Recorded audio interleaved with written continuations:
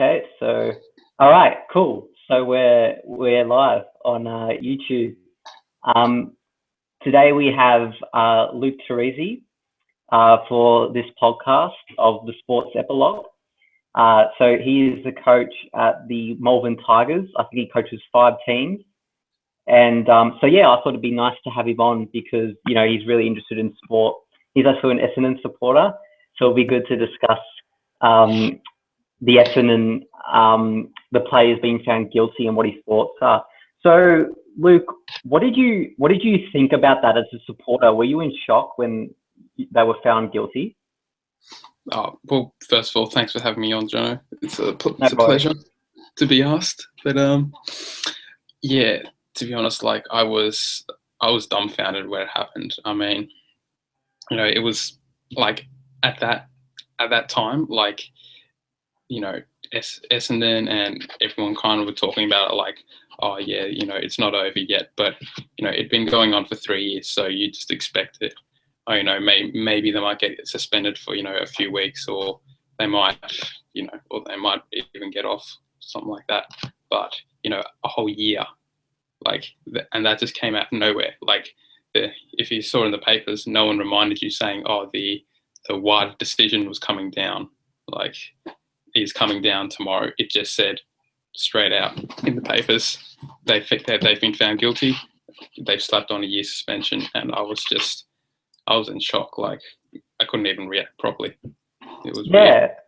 As was I, man, because the funny thing about that was the AFL anti-doping code, I think, found them not guilty. Mm-hmm. And I thought they would be found not guilty again by the World Anti-Doping Code. But I was in shock when not just like all the players were actually found guilty, which is surprising because not all players may have been taking that banned substance. Mm-hmm. Yeah, and I did hear somewhere that they heard testimony from about 15 of the players, but they gave a suspension to 35 of the players. So they've kind of left a blanket, they've left a blanket sentence over people who didn't even testify, weren't even at the they weren't even at the club when they were being interviewed and stuff by Wada or Asada and that stuff. Yeah, and how do you feel about James Hird not being the coach of the Essendon Football Club, because he's such a legend, not just of Essendon but of the AFL as a player, and his coaching record's been good. He's made the finals, but the circumstances have just not been that good for him when he's been coaching. What are your thoughts about him in his part in the supplements saga? Well, pretty much. You're a Collingwood supporter, okay? So he's pretty much Nathan Buckley for us, or maybe even bigger, because we hadn't had a solid incredible player like him for quite a while. He was a star. He was the golden boy, and there wasn't much wrong with him. For so long, he was just this not really we thought of him as an upstanding citizen and everything. He was never suspended for stupid shit like Favola or something like that. And yeah, we Essendon supporters just loved him up until he became coach. And after that, what was his first season? 2011? Yeah, I think so. Coaching. Yeah, first season was pretty good. I mean, we got to the finals and we lost to Carlton, but we're just like, oh yeah, great first season for Hirdy. I mean, he did have Mark Thompson, at the helm at that point, but we really were looking forward to oh, he's going to bring us back to glory and everything. But after 2012, which who knows what happened that year, but 2013, once the supplement saga came out, we didn't know what to think. And then gradually, I think the, for a while they had the hashtag, stand by Herd and everything. and gradually, our trust in him was just like eroded away, and like, but I keep on seeing him as like this golden boy from like my childhood. Like I used to have his number on my back, him and Matthew Lloyd and everything. So like, I don't know, I can't. The things, this doping saga, all right, I blame so many different people. I blame, SNN.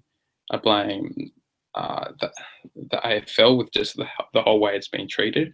Asada and WADA, all right.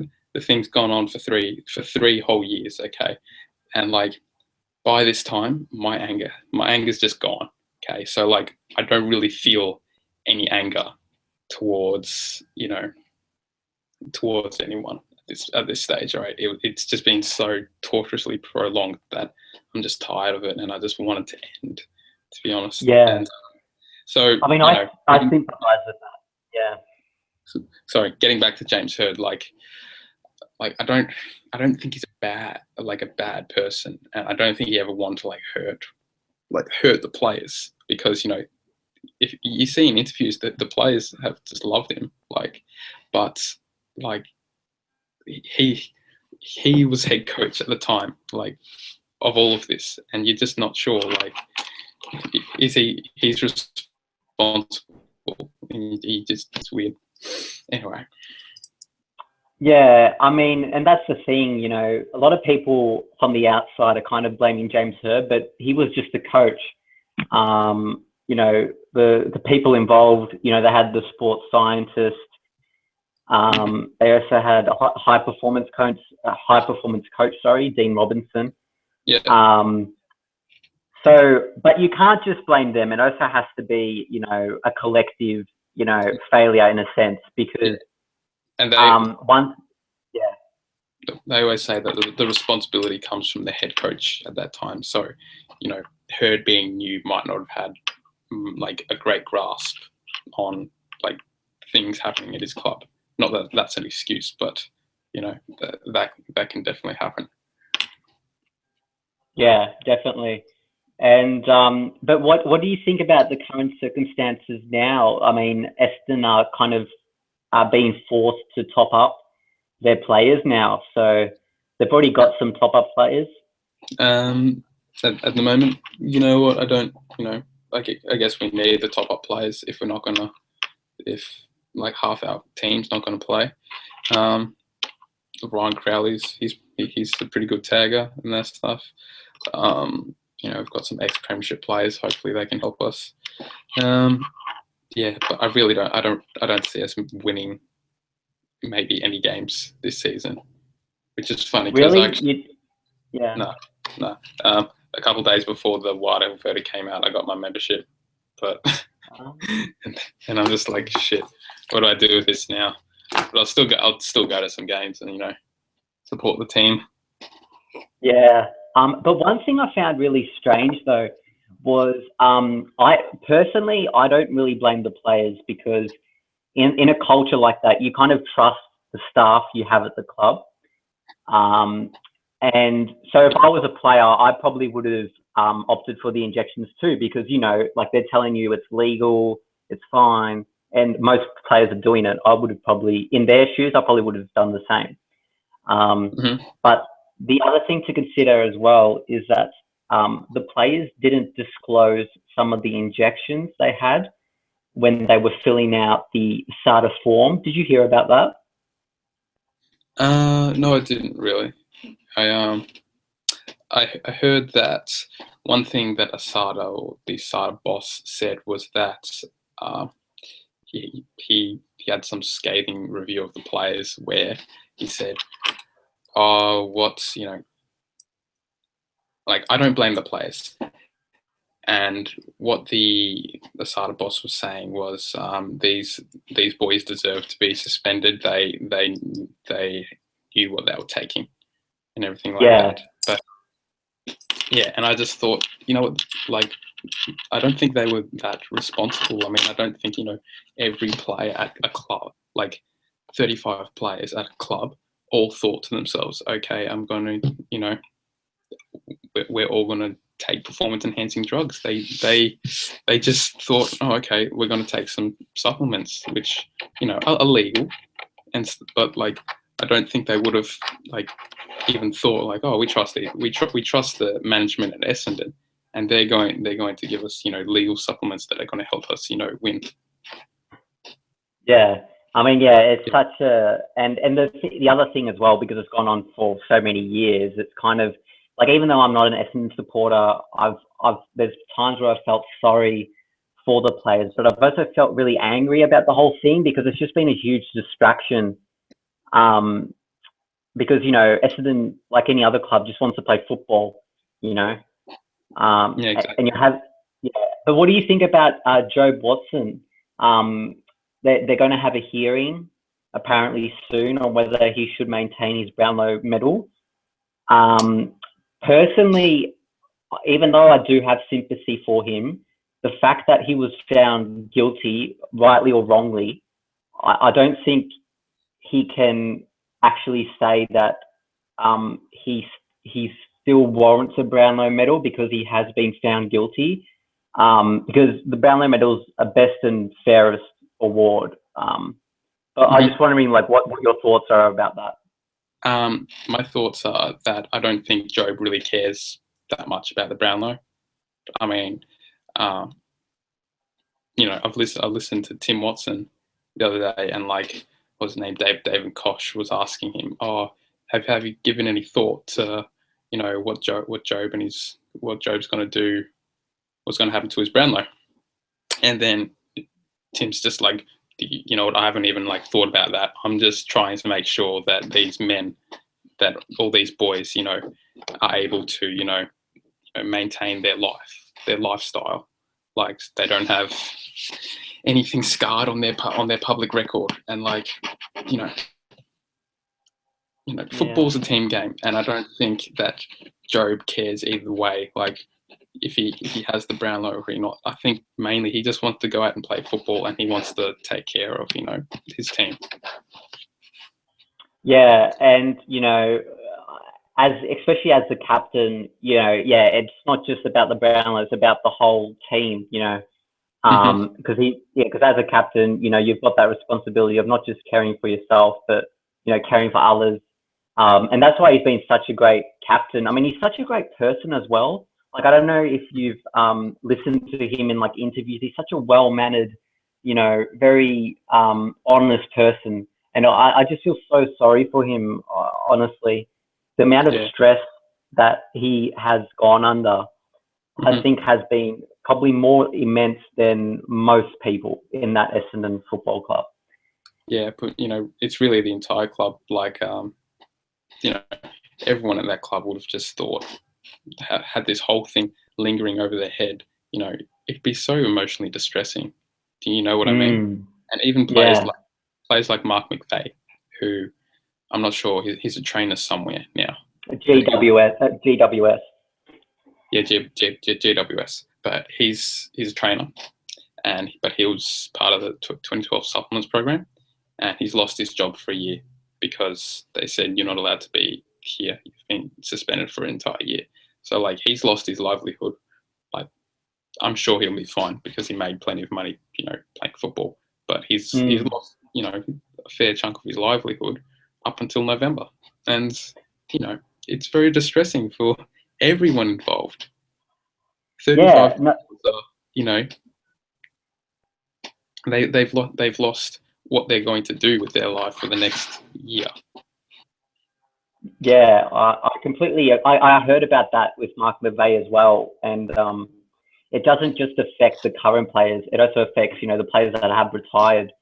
So Mark McVeigh, who was part of that, who was part of the regime or whatever, but he was training with the GWS Giants, and he got tapped on the shoulder by I think it was Gubby Allen or something, who's like one of the managers at GWS, and said, yeah, you can't be at the premise, please leave, because you're being found guilty. Which is really, I couldn't believe that. It's heartbreaking, isn't it? Like, yeah, it is.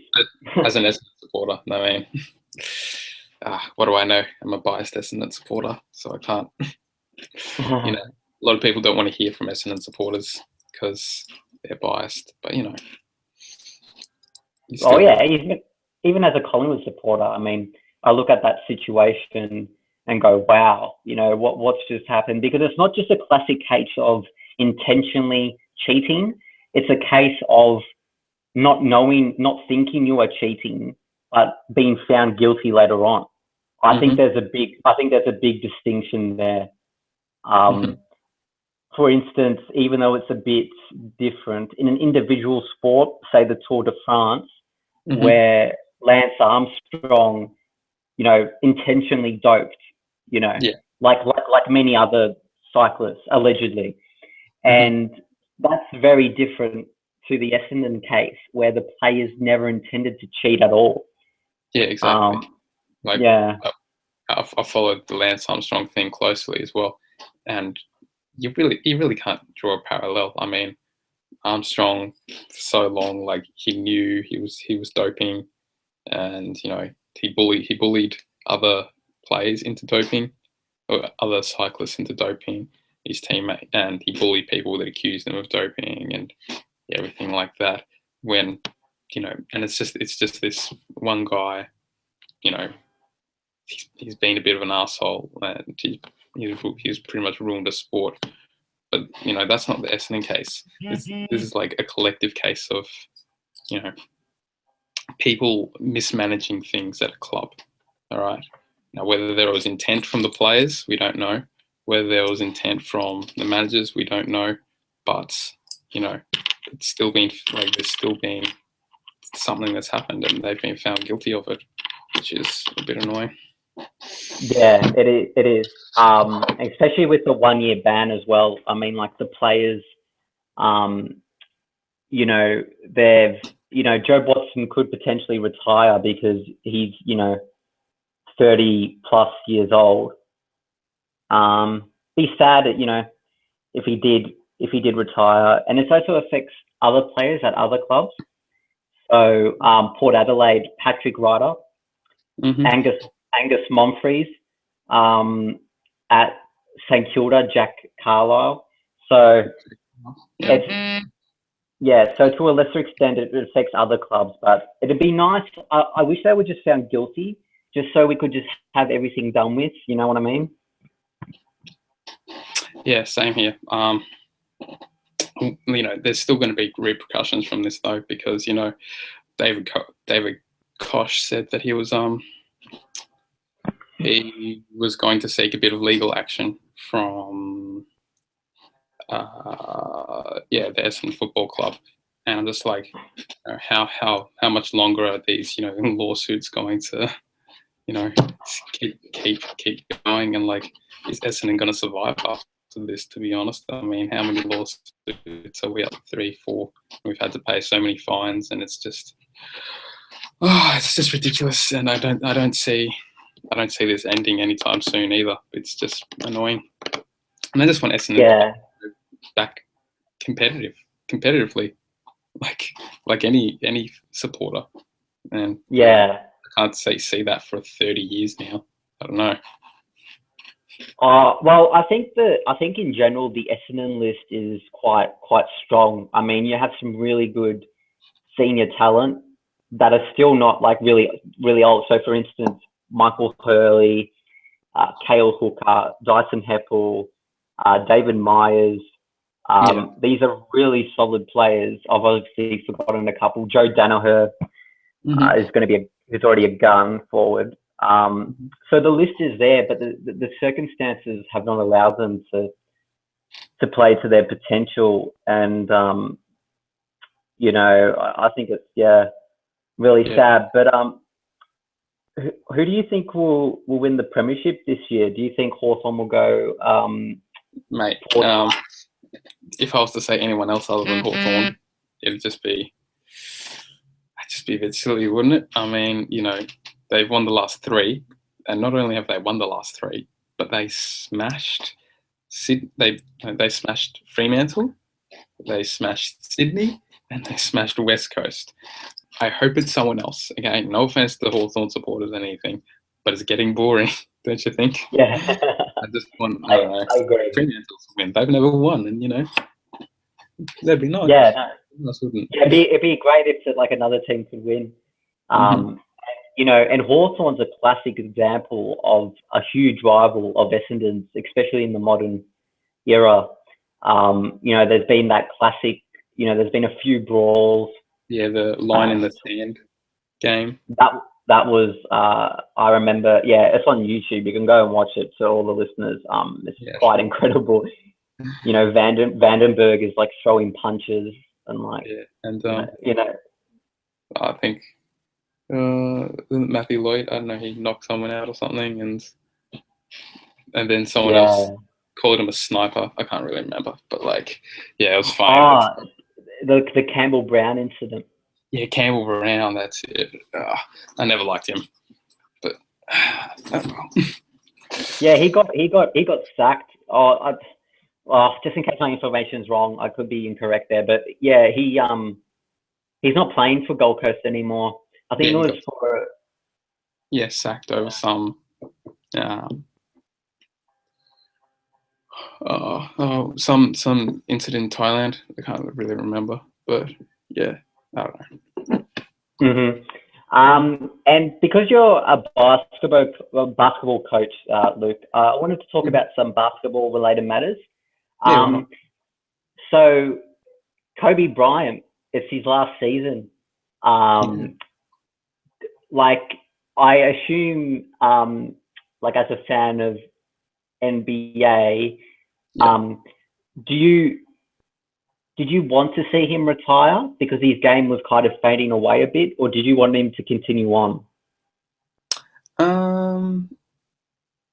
That's a tough question. I mean, I've never been the biggest fan of Kobe Bryant, but I've always respected him, as a player and everything. And I have seen him the last few years, and he's been fading away. He hasn't played many games, I felt for the guy because he he's such a fierce competitor. He's bottom of the ladder now, okay, and he's the kind of guy that everyone else would just be like, oh, we lost, okay, whatever. We still make millions of dollars a year, and then he'll swear at everyone. He's just like, what the fuck, guys? We need to win this, all right? And if he's losing, he's furious. He's not gonna lie down. No matter, nothing will make him satisfied. But he just can't do it anymore. He's too old, and but he's truly one of the greatest players of our generation. And and that point, that rings so true about Kobe Bryant. But his mentality, he hates losing, and and that's an easy thing to say because who doesn't hate losing? But Kobe Bryant especially, he's always very intense. He's an intense person when it comes to basketball, and he just dislikes. I'm not necessarily an NBA fan. What I like is I like the people involved and what makes them tick. Because NBA is, unlike AFL, it's also a team sport, but you do rely heavily on your star players. And Kobe was that for the Lakers. You had Shaq as well, Shaquille O'Neal, with Kobe Bryant.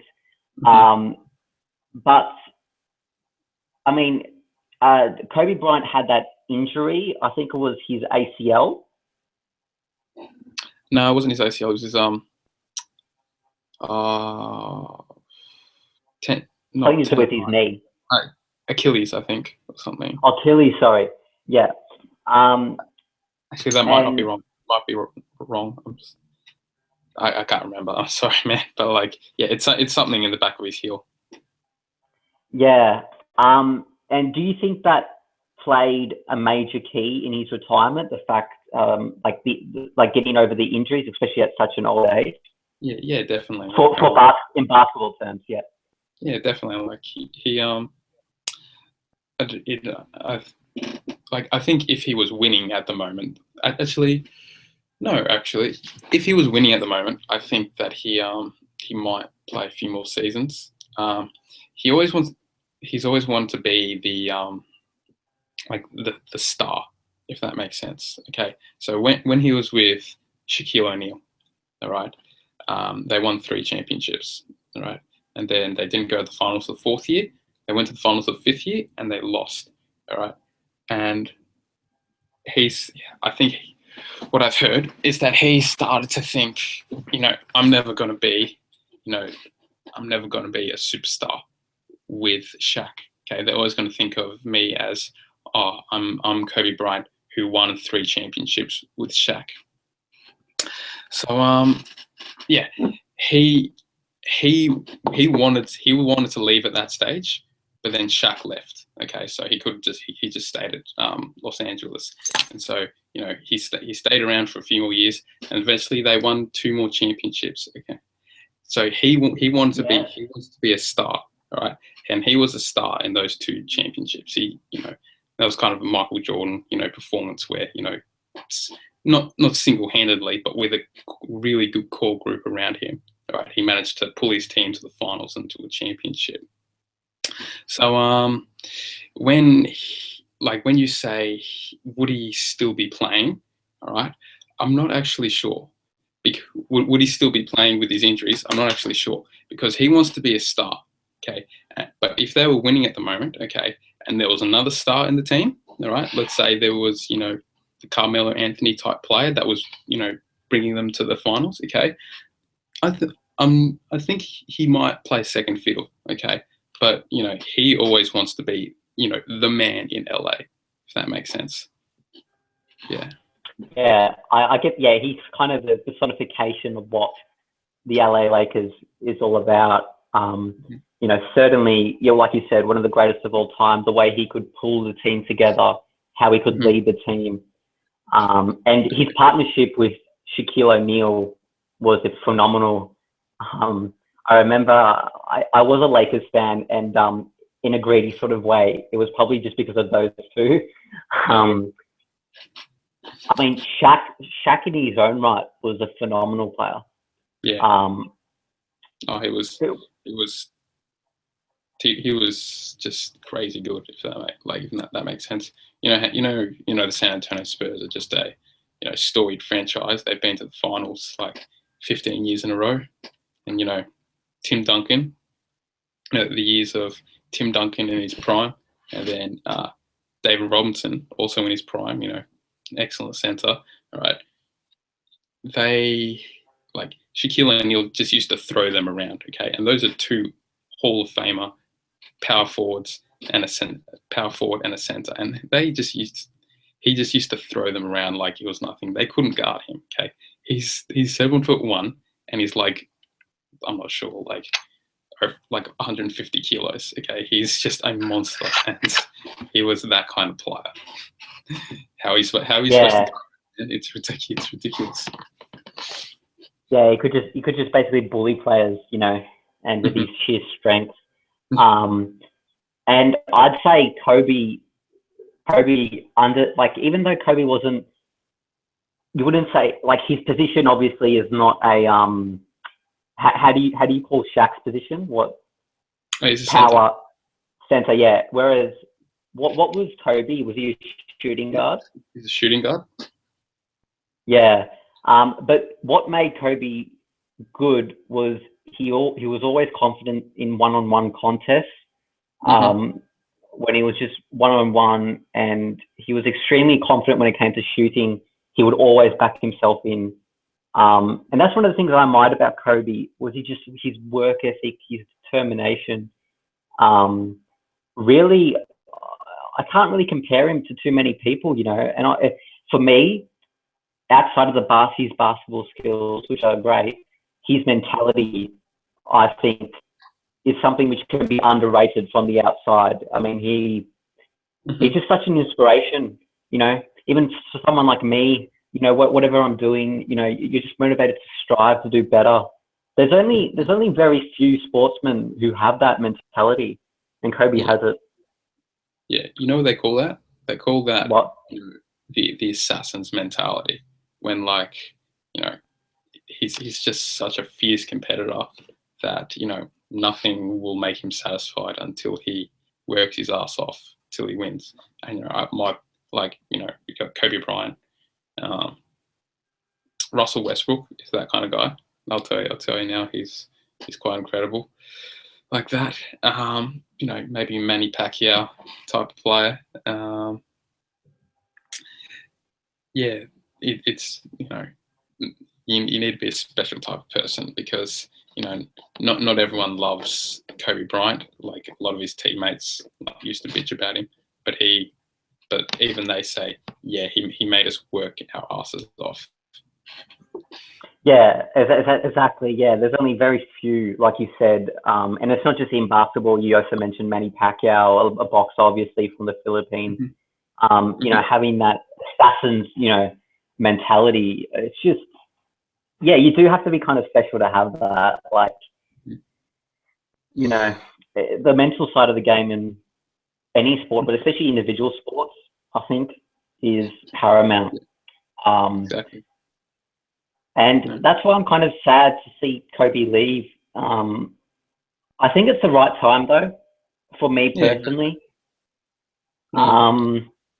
He's 37, and, like, you know, he's won plenty of championships, and, you know, the Lakers organization isn't in a great way. Their GM Jim Buss, he died and is replaced by his son, also called Jim Buss. But the word is the son, Jim Buss, isn't really running the organization well, if that makes sense. And, you know, they're not getting the free agent sign that they want. You know, they could have gotten Marcus Aldridge. He went to the Spurs. You know, Dwight Howard left, and Chris Paul didn't want to go as well. And, you know, the Lakers don't have that. You know, they don't have the managerial talent that they used to have. You know, and it might take them a few years. You know, until, you know, they might get back up there. All right, but, you know, like Lakers organization, you know, traditionally has been one of the best organizations. I mean, they got 16 championships, Jono. Yeah, but, like, right now, the word is that it's not being run very well. Yeah, and that's such a contrast to when, you know, Kobe was in his prime. That's when the Lakers, you know, like, they were one of the teams, as long as, like, the Celtics as well. They were phenomenal. I think I don't follow. Are the Celtics still doing well? Well, the funny thing about the Celtics is they have no one to, like, they don't have a star. I mean, their best player is a 5'9" guy called Isaiah Thomas, and yeah, he's just a competitor. He's got that assassin's mentality. He works his ass off, being 5'9", and he's in the NBA and he plays really well. But, you know, that's all they really have. Okay, they don't have anyone, but they're still winning games. Like, I can look it up for you now. I'm sure they have like a really good record of it, like, right now. Yeah, sure.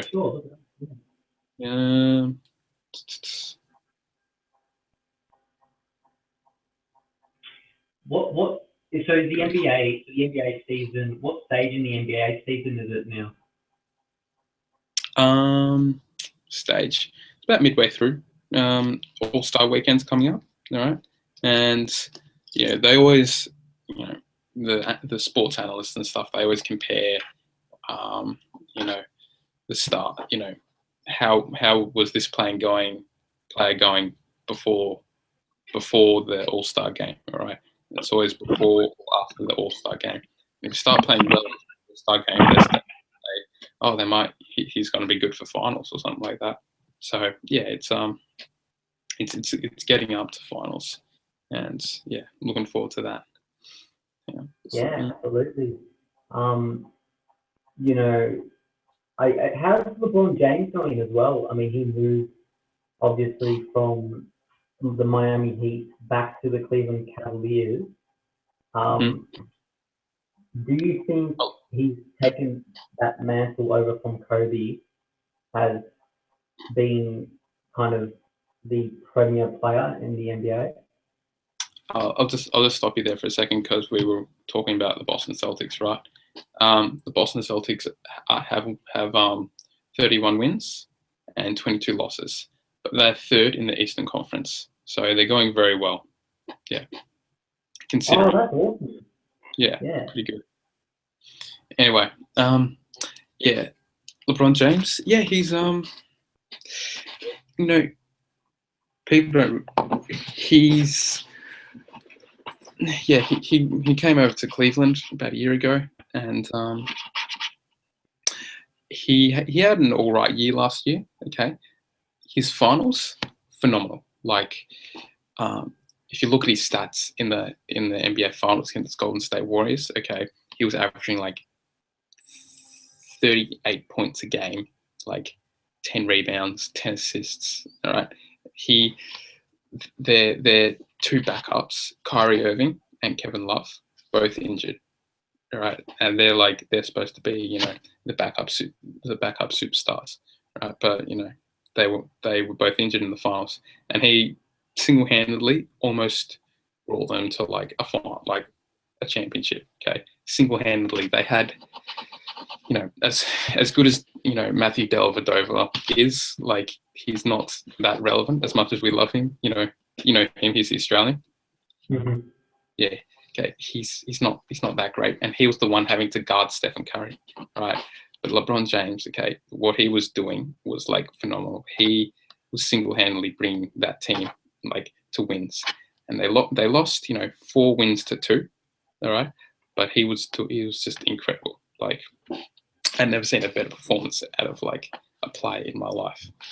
I didn't watch Michael Jordan back in the day, but I've never seen something that good. Now these days, it's been kind of turmoil in Cleveland. Kevin Love hasn't, they wanted to have more of an all-star season. He's averaging just under 20, and he can easily average like 25 rebounds, 25 points, 14 rebounds, something like that. Kyrie, he's been on and off because he's been injured as well. And LeBron, I'm not quite sure what he's been averaging, but he's been going well. They're still number 1 in the East, but the East is the weaker conference, all right?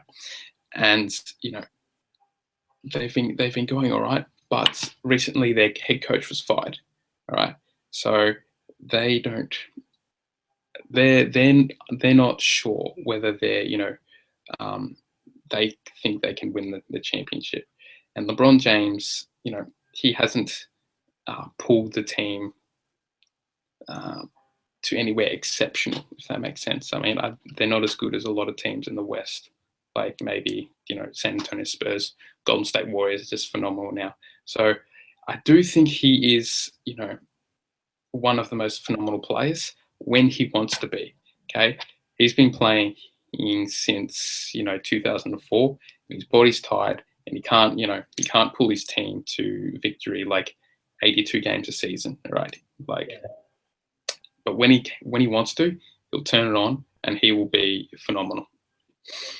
And one of the best assets about LeBron James's game is that he's very good athletically, but he's also a great.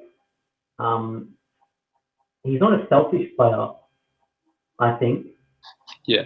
He's a very good passer, like a phenomenal passer. He can see things in the game which some other players just can't see. Is that part of his game still there with the Cavaliers? Because I assume it would be important. Because when he was playing with the Miami Heat, he had Dwayne Wade and he had Chris Bosh. How's he going? Is he still like very team oriented? Yeah, still very team oriented. He's one of the better team players around the league. I mean, that's always been a facet of his game since he was drafted in 2004. He's 6'8", and he's one of the best passers going around. Okay, now you think of like the best pass around. Okay, Chris Paul, Stephen Curry, Rajon Rondo. All right, they're all 6'1". All right, LeBron James is 6'8". So that means if he wants, he can see over those 6'8" players. All right, and then he has better vision than a Chris Paul, Rajon Rondo, or a Steph Curry. All right, so technically he can be a better passer. He's a better passer than them. All right, I think, and he can pass it over them, or he's got better vision because he's taller like that. And the last player to be like that was like Magic Johnson, who was a point guard, but he was 6'9". And that's always been a facet of his game. Like he passes better than almost anyone in the league, but he's also a scorer. I mean, he's so strong that he can just take it to the rim. He can rebound. His defense is impeccable, and he can really do it all. That's the crazy thing about him. He has elite ability at every facet of the game, if that makes sense. Yeah. And that's a very good point you raised about height in basketball. Most players in the NBA are, compared to the average person, very tall.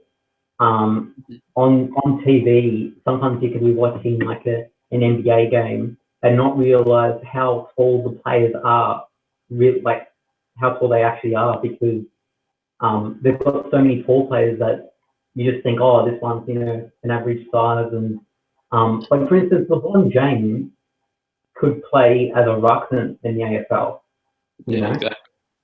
It's it's pretty crazy like that. I'm 6'1", something like that, and I'd be considered small. I'd be considered the point guard, the small ball carrier. Okay, I'm not anywhere close to a center. On average, they're about 7 foot tall. They're incredibly tall. Like, I wish I was that tall, to be honest. But what are you gonna do? But when you played, I think you still, but do you still play basketball, though? Yeah, I still play basketball. But didn't you play as a center? Yeah, I did for a while. I was 6 foot. I was 6 foot when I was 12, and oh wow. Yeah, it was crazy. I remember in year 7, I was I was like one of the tallest kids around. Like I was taller than Cameron or something. There was really no one taller than me. Now I'm like average height. It's kind of sad. But yeah, no, I was 6 foot when I was 12, and obviously they put me in the center, and my job was to grab every rebound that went up and just put it back in. And then eventually everyone started to like grow up, and I was just like mediocre height. And so now I just I practice my ball handling skills a bit better, and I'm a decent guard. Guard small, shooting guard. Yeah. Do you think it's very important to have height on your side, not just in NBA, but just any basketball match, or is there ways to get around that?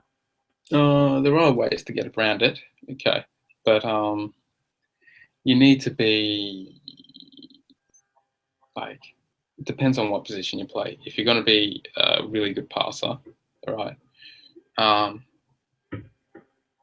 really, the best players of all time have all been over 6 foot tall, all right, and if you're 6 foot tall, you could be a who's a really good guard, a Steve Nash type passer, but if you want to play any other position, you need to have a bit of height and athletic ability on your side to actually do that.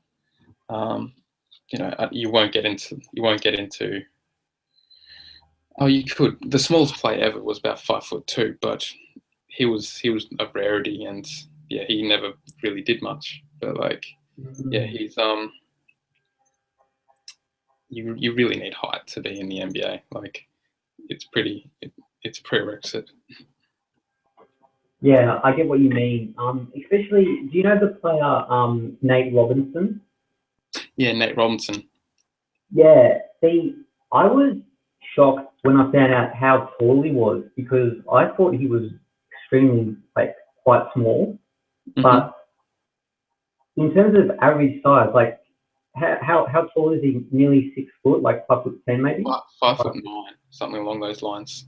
Yeah, so he, I think he's a bit taller than me, but I was always thinking, hang on, I must be taller than this guy because this guy looks so small compared to the other NBA players. Yeah, exactly. I mean, yeah, is he still playing? Yeah, he's still playing, I think, for Denver or yeah, something like that. Nah, he was really good. He won about 3 dunk contests in a row because he was just so small, and seeing such a small guy going up and dunking it is just like an amazing thing to see. Yeah, absolutely. And what do you think about Blake Griffin? We're just talking about dunking the ball. His athletic ability is phenomenal.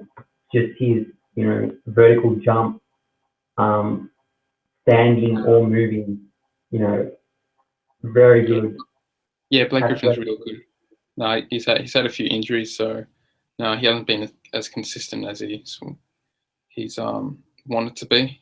But like he can do excellently. Like he can just fly with that ball, and he's quite tall, but don't underestimate him. He's more athletic than like most of the people in the NBA, and he's white. That's the fun. That's the funny thing. I'm not trying to be racist or anything, but yeah, he's white and he has like incredible hops, just like.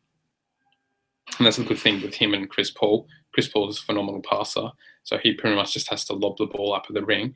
Blake Griffin will catch it, dunk it. All right, they're that's why they call them Lob City, because of all the alley oops they do. Yeah, no, that's a good point. And so you mentioned before during the podcast that the All Star Conference was coming up. Is that correct? Yeah, the All Star game is coming up. Yeah, have they selected the team? Yeah, they've selected the teams.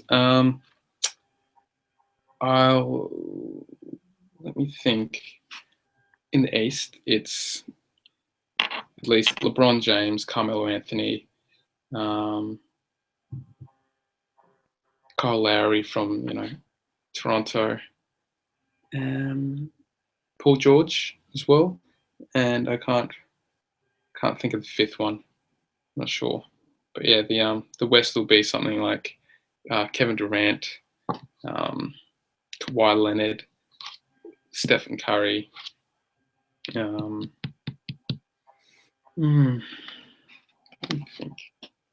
Is Kobe playing? LaMarcus Aldridge. Oh yeah, and Kobe Bryant. LaMarcus Aldridge and Kobe Bryant. Yeah, Kobe Bryant. He hasn't had a great year, but he's a very popular player, so all the fans would have voted him in. Yeah. So how does the voting process work? I've never quite understood how they managed to select an all-star team. Is it from like a panel of judges, or is it a voting system? Like, what is it? For the starters, it's basically you just text in on your phone, and they'll add that to the vote count. It's kind of a popularity contest for the starters. Like Yao Ming, he is very popular in China, a country of 1.3 billion people, and yeah, he was voted in like number one for so many years just because he was so popular in China. And yeah, even when he wasn't in the league anymore, he kept on being voted in because yeah, they found he was still really popular. But yeah, the reserves, however, that's a different story. A coach is selected to coach the team for that, like the West or the East, and they can select the reserves. Oh, okay, that's really interesting. Yeah. Yeah. Have you ever voted in a player? No, not really. I've just been happy to sit back and watch. Yeah. But they don't. Some of them don't really take the game too seriously, do they? Because they've still got the season Mm-hmm. on the horizon. They've got their own teams to. Yeah. Obviously most of them will be star players, if not all of them, Mm-hmm. for their respective teams. So there's, even though it's a privilege, or even though it's like a good honour to play in the All Star game, you're also looking forward as well. Mm-hmm. Yeah. Well, it's not like the state of origin or anything. It's really just like a scratch match. It's kind of fun in a lot of ways. Sometimes it is a bit competitive, like towards the end where they're trying to win it a bit more, but they don't want to get themselves injured, and I don't blame them really. Yeah, no, neither do I. Because just going back to the AFL momentarily, but on the same topic, they had an AFL kind of origin game as well, where Mm-hmm. they trialled it out a few years ago, where they had Victoria versus the Dream Team. I don't know if you recall that. Yeah, I heard about that. Didn't they have like, they had Dunstall, Gary Ablett, and Tony Lockett all on one team, one forward line. Yeah, I'm talking like even just like 5, 6 years ago, Mm-hmm. they tried the concept out, but then it never took off the ground after that because the players weren't really taking it seriously. Yeah, Yeah, it was during the middle of the season. yeah. I don't think they would want to, which is a shame because it could be interesting. But like, yeah. Well, yeah, and especially with AFL, Mm-hmm. it's such a brutal game. Mm-hmm. And basketball, I think it's underrated just how much it takes to be a basketballer. I really do. I mean, Mm-hmm. in terms of, I mean, you obviously have like violations if the physical conduct is, um, too aggressive, or, I mean, you would know more about this, me being a basketball player. I'm just talking from the outside, but, Mm-hmm. um, you have to run. I mean, when I play basketball, just at like school, say, you get very tired because Mm-hmm. you have to run up and back, defend different plays. You have to have very good positional awareness. Mm-hmm. Um, Yeah, it is. you It know, can be a pretty tough game. Um, it's not. Um, it's not like football where like I don't think you could play like more than 2 games tops of football a week, and like even that'd take it out of you. But like basketball, you can play a couple games a week and everything. Um, but listen to this. I went to the dentist a couple years back, and I just told him that I play basketball, and he said, "Oh, I get more like knocked out teeth from basketball than I do, football or any other sport, something like that." So yeah, it is. It can be pretty brutal. Like, there are fouls and everything, but it's like it's very dangerous if you're going up for a layup and then people are defending. So I've come down hard. I've been concussed before when I've come down on my head, and that's yeah, tough. But and it's a very hard floor. Like if you take a specky and then you fall on your face in football, I mean, it hurts, but you're on the grass, aren't you? And yeah. When you're playing basketball, you're actually on like a hard court. mhm, yeah, Yeah, and the NBA, that's it. They say it stands for no boys allowed because you have 82 games in a season, and working around training as well. But those guys are absolutely wrecked by the end of the season. It's pretty painful for them, to be honest. Like, yeah. and that's 82 games. That 82. that is It's so much. sometimes Um, 3, 4 games a week. It's yeah, Mhm. Yeah, sometimes you can just have it like a couple of days after. Mhm. On some occasions. So like back-to-back days. Yeah. I mean, Mhm. I find that, do you think that's the right amount of games in the NBA, or do you think it should be a bit less? Um, I don't really know that much.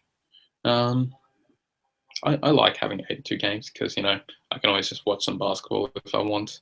Um, by the end, it does become like, oh, who cares? Like about it, and then the finals are where election happens. But there's always competitive games. It doesn't like it doesn't the amount of games doesn't make the season any less competitive. It's just a very tough season, and they have to play a lot of games. And some games, they might care more about than others because you know oh, we're playing worse teams. We don't really care. Like we'll probably win this. We won't try as hard. Oh, now we're playing the Oklahoma City Thunder, so now we've got to work real hard. But yeah, it can be tough. Mm. I don't mind the amount of games. So, yeah, and I guess a big part of that would be, you needed, a solid endurance base, Hmm. to back up and to recover and to actually play the game. So Hmm. when you were playing, Luke, how much emphasis did you put on the aerobic side of things as opposed to the actual skills?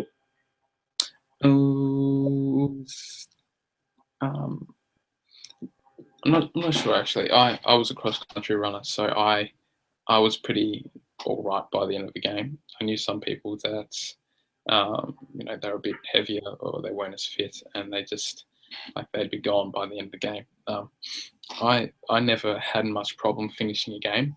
When I was playing 2-3 games a week, I just feel like exhausted afterwards, and it was just quite tough. Um, Skills though, like the ability to dribble, drive, shoot, that can be pretty much anyone. The aerobic is there to make sure I can do it the entire game. Like if that makes sense. Yeah, Yeah, I mean, and, in an actual game, you need that anaerobic, mhm. power, to drive, like you mentioned. So for people who don't know, I think to drive is basically when you're going inside the lane, Yeah, so you're yeah. running towards You're dribbling. paint You or dribble whatever. past your defender and then go up to shoot the ball. If that makes sense. Yeah. So, um, but basically, if you have good aerobic, you're going to be able to shoot without getting tired, or you're going to be able to lay it up and everything. And also, the best defenders are the fittest people. If that makes sense, and that's true in any sport.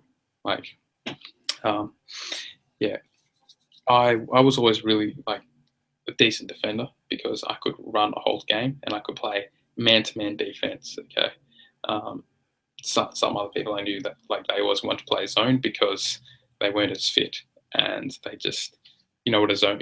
You guys know what a zone is. It's pretty much you stand in a position and you guard that position. You don't guard a person per se.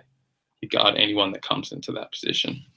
But yeah, it's definitely important. But yeah, most people, I don't think you need to be marathon fit though to play basketball. Mm. Mhm. No, I mean, yeah, I mean that's a good point. But I just do notice that with the amount of games you have to play sometimes, and I think people can underestimate, that basketball you do need to have a fitness base because otherwise, you won't be able to back up, Mhm. some of your say driving to the paint or doing it over and over again can be hard. Mhm. Um, Out of interest, did you read Kobe's retirement poem? I don't think I caught that. Sorry, Jono. Can I read it out? Yeah, go ahead. I love it. Mhm. Dear basketball, From the moment I started rolling my dad's tube socks and shooting the imaginary game-winning shot in the Great Western Forum, I knew one thing was real. I fell in love with you. I loved so deep, I gave you my all, from my mind and body to my spirit and soul. As a 6-year-old boy, deeply in love with you, and never saw the end of the tunnel. I only saw myself running out of one.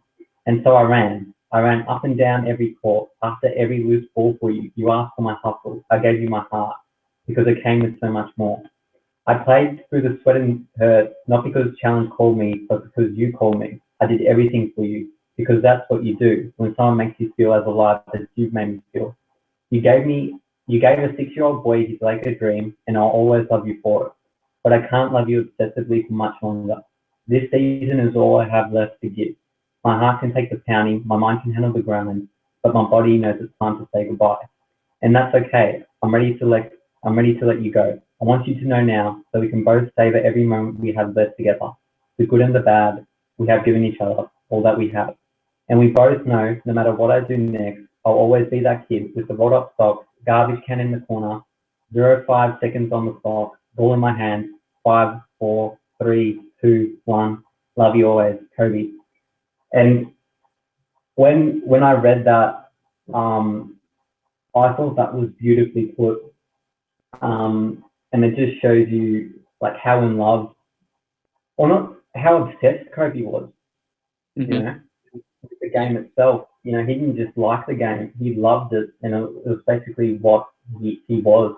And yeah, like you reading that out just then, I just like, whew, gave me goosebumps, to be honest. Like, yeah, I kind of feel the same way, you know, in a lot of ways. It you know, basketball, you know, it's my personal preference in sport, but you know, it's given me so many memories over the years. Like, I've played with so many different people. Some of my best friends I've played with. I coach now; it's my job, and you know, as much as, and I can kind of agree with him. Like sometimes, you know, you have good days and bad days, and your body, you know, sometimes just can't take the pounding anymore, and you need to rest. And like I've fractured my foot before. I've got an osgood and everything, but I think it's the best sport in the world. It's you know, it's a sport where teamwork is necessary, but there's always room for that like little bit of, you know, individual improvisation, and that's what I love about it, because you know, it's perfect mix of teamwork and individual ability. It's pretty good like that. yeah, no, absolutely. You know, it's such a great game to watch and be a part of also. And you know, and I think, you know, not just with basketball, but any sport. You know, some people say it's just a game, but when you read something like that from Kobe, you realize that, you know, sport, you know, they can teach you, you know, lifelong lessons. You know, winning and losing. You know, you're not always going to win in life. You know, and yeah, it's an obsession with anyone really. Like with you. With you, you know, it's been, you know, you love to write and, you know, record these podcasts and everything. I love to play, but love to play.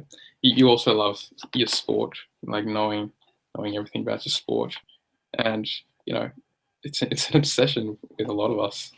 Like, you know, you never be able to stop us. And I'm sure even Kobe's not going to want to stop playing basketball. He's going to, you know, still be around the NBA and everything. But yeah, I love the sport, and yeah. Do you think you'll coach an NBA team in the future? I don't really think so. I don't think he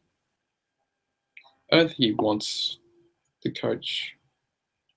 He's a competitor, but he's never said much interest in it, really. Coaches usually come from mediocre players that were pretty good, but they understand, you know, the facets of the game, and then they use those to, you know, help win championships, like Phil Jackson and Maurice Cheeks and Rick Carlisle, all not great basketball players, but phenomenal coaches. Yeah, absolutely. Well, I think we've gone past the allocated time that we arranged before to end off the podcast. Is that all right? No, that's fine. It's all right. Yeah, no, because we were discussing some like I just got into I think we both got into the flow of the conversation, and we were just I was really into it. Conversation, Jono. So I lost track of time. It's been good talking to you, man. Haven't seen you in a long time. No. We need to do like but anytime you want to do a sports related podcast, just tell me, and I'm happy to set it up. Yeah, let's do that. I'm at ACU, so I can just pop up to RMIT sometime if you want. Yeah, absolutely. And no, but thank you so much for appearing on the sports epilogue. No problem. All right. Thanks, Luke. I'll let you go, man.